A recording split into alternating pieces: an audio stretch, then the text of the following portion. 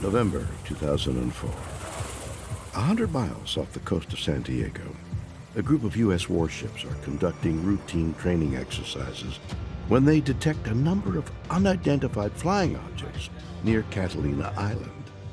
They were picking up multiple targets on the radar system, but they had a new system they were testing. So the theory was that it was just glitches. So they rebooted, but sure enough, these targets showed up again.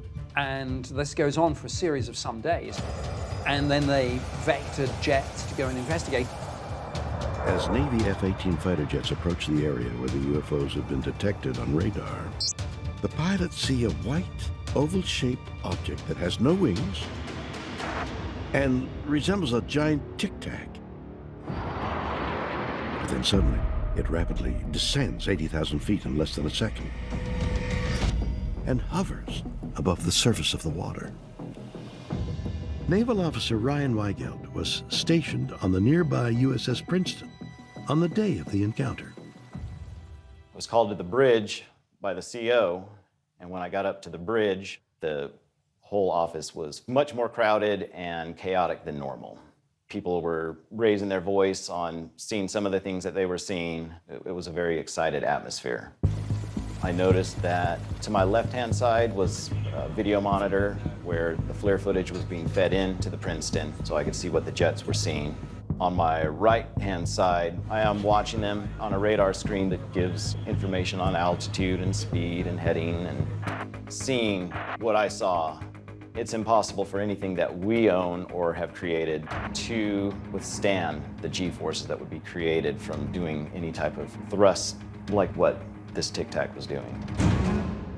Two of the pilots involved in the tic-tac incident, Commander David Fravor and Lieutenant Commander Alex Dietrich, have stated that under the infamous tic-tac, there was an area of water that was roiling as if there was this object under the waves. And this object was about the size of a Boeing 737.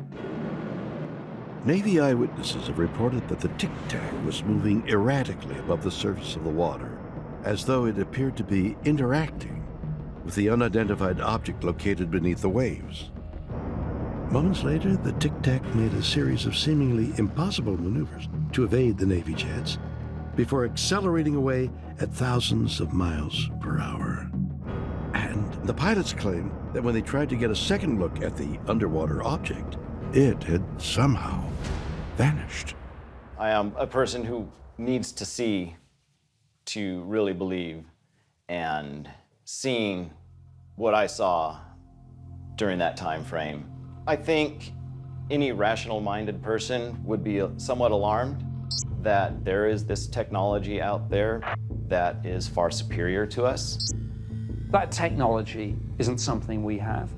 So if not us, who or what? And what we're hearing about now is just the tip of the iceberg. There have been consistently a lot of reports of unidentified objects under the ocean. People have seen them from the shore, going into the sea and coming out of the sea.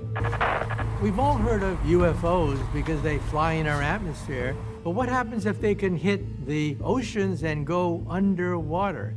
These are USOs, unidentified submerged objects, are objects that have the ability to plunge right into the ocean and disappear. This is something that we cannot duplicate with our technology. And so these objects are of very intense interest because it means that a new technology is being harnessed by some unknown party.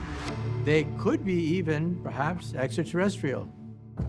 Extraterrestrial USOs? Flying into and out of the world's oceans? For some, that may sound like something out of science fiction. But curiously, more than a decade after the tic-tac incident, the United States Navy continues to detect USOs off the coast of Southern California.